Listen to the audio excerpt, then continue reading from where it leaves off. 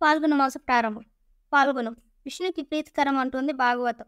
పాల్గొన శుద్ధ పాడ్యమి నుంచి 12 రోజులు పయోవ్రతం ఆచరించి విష్ణుదేవునికి క్షీరాన్నం నివేదిస్తే అభీష్టం సిద్ధి కలుగుతుందని భాగవత పురాణం చెప్తోంది. అతిథి పయోవ్రతం ఆచరించి వామనుణ్ణి పుత్రుడిగా పొందింది. పాల్గొనంలో గోదానం, ధనదానం, వస్త్రదానం గోవిందునికి ప్రీతికరం కలిగిస్తుందని శాస్త్రవచనం. చైత్రాది మాసాల్లో క్రమంలో చిట్ట చివరిది పాల్గొనం.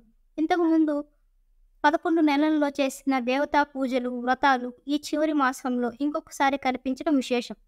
సర్వాది దేవతా వ్రతాలు అన్నీ ఈ మాసంలో చేస్తారు. వసంత పంచమి నుండి పాల్గొన పూర్ణిమ వరకు ప్రకృతిలో రోజురోజుకి రంగులు సంతరించుకుంటాయి. చిలుకలు వాలిన జామ చెట్టులా ఉండే ప్రకృతి పంచవన్నెల రామ చిలుకలుగా కనువిందు చేస్తుంది. చలి పూర్తిగా తగ్గుతూ వెచ్చదనం ప్రాణానికి హాయిని కలిగిస్తుంది. పాల్గొన బహుళ పాడ్యమి నాడే రావణుడితో యుద్ధానికి వానర సైన్యాన్ని వెంటబెట్టుకుని శ్రీరాముడు లంకకు వెళ్ళాడు. పాల్గొన బహుళ ఏకాదశి నాడు రావణ కుమారుడు ఇంద్రజిత్తు లక్ష్మణుడి మధ్య ప్రారంభమైన సమారం త్రయోదశి దాకా కొనసాగింది. రావణ బ్రాహ్మణుడు శ్రీరాముడు అమావాస్య రోజు వధించాడు. హరిహరసుతుడైన అయ్యప్ప స్వామి పాలకడల నుండి లక్ష్మీదేవి ఇదే మాసంలో జన్మించారు. ఇక మహాత్ములైన శ్రీ మహాచైతన్యులు, రామకృష్ణ పరమహంస, స్వామి దయానంద సరస్వతులు జన్మం కూడా ఇదే మాసంలో జరిగింది. అర్జునుడి జన్మ నక్షత్రం కూడా ఇదే కాబట్టి పాల్గొన అనే పేరుంది. పాల్గొన బహుళ అష్టమి నాడు ధర్మరాజు, పాల్గొన శుద్ధ త్రయోదశి రోజున భీముడు, దుర్యోధనుడు, దుశ్శాసనుడు జన్మించినట్లు పురాణాలు చెప్తున్నాయి.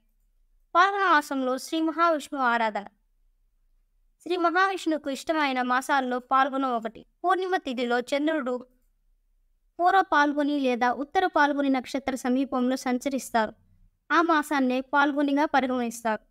సమీపంలో నదుల్లో స్నానం ఆచరించి సూర్యుడికి అర్ఘ్యమిచ్చి విష్ణువును షోడశోపచారాలతో పూజించి పాలను నైవేద్యంగా సమర్పించడం సాంప్రదాయం.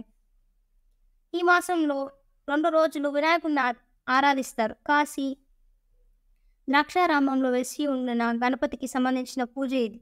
శుక్ల పాడ్యమి చతుర్దశి నాడు అవిఘ్న పుత్ర గణపతి వ్రతాన్ని ఆచరిస్తారు. శుద్ధ ద్వాదశి నాడు పయోవ్రతానికి చివరి రోజు. ఈ రోజున నరసింహస్వామిని పూజిస్తారు. దివ్యాక్షితంగా భావించే ఉసిరిని శుద్ధ ఏకాదశి నాడు పూజించి ఆ చెట్టు వద్దనే అమలక ఏకాదశి వ్రతం నిర్వహిస్తారు. దీన్నే అమృత ఏకాదశిగా పరిగణిస్తారు.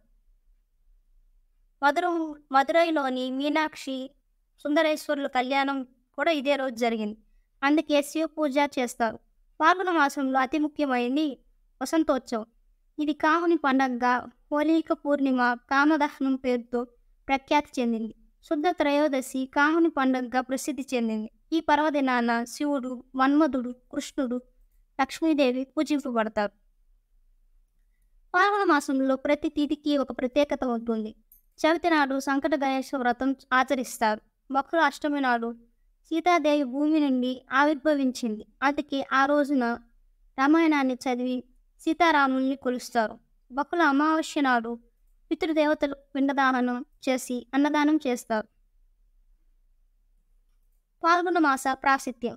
పౌర్ణమి నాడు చంద్రుడు ఉత్తర పాల్గొని నక్షత్రకుడై ఉదయించే మాసంనే పాల్గొన మాసం అంటారు. ఈ మాసాధిపతి గోవిందుడు కావున ఈ మాసంలో విశేషించి విష్ణుమూర్తి ఆరాధన చేయడం శ్రేయస్కరం. గోదానం, గోవులను రక్షించడం గోవిందుడు.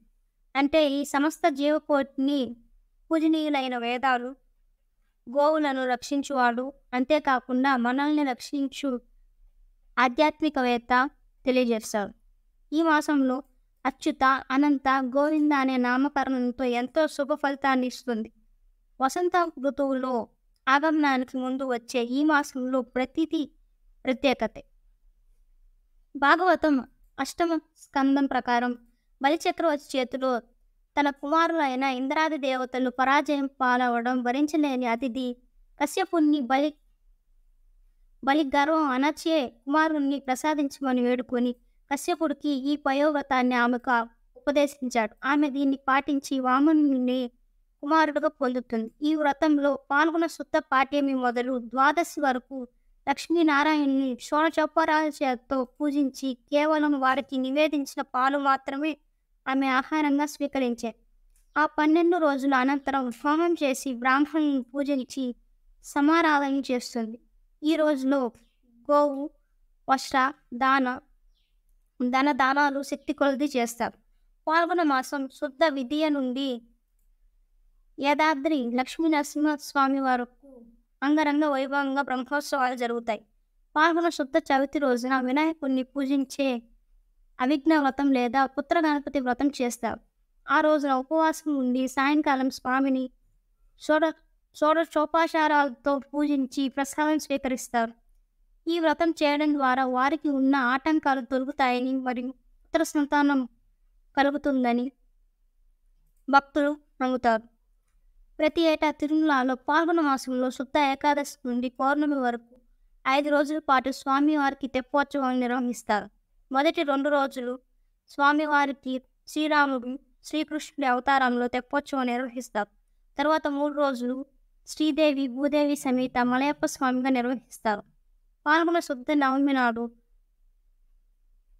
మధువార్లు ఆరాధించే రాఘవేంద్ర స్వామి వారి జన్మదినం. అమలక ఏకాదశి పాల్గొన శుద్ధ ఏకాదశిని అమలక ఏకాదశి అంటారు. అమలక లేదా దాత్రి ఫలంగా పిలుచుకునే ఉసిరిని విష్ణు స్వరూపంగా భావించిన ఈనాడు ఉసిరి వృక్షం కింద శ్రీ మహావిష్ణువుని భక్తి శ్రద్ధలతో పూజించిన వారికి విశేషమైన పుణ్యఫలితం కలుగుతుంది. ఈ రోజున ఏకాదశి వ్రతం ఆచరించి విష్ణు సహస్రనామ పారాయణం చేయడంలో శుభ ఫలితాన్ని ఇస్తుంది.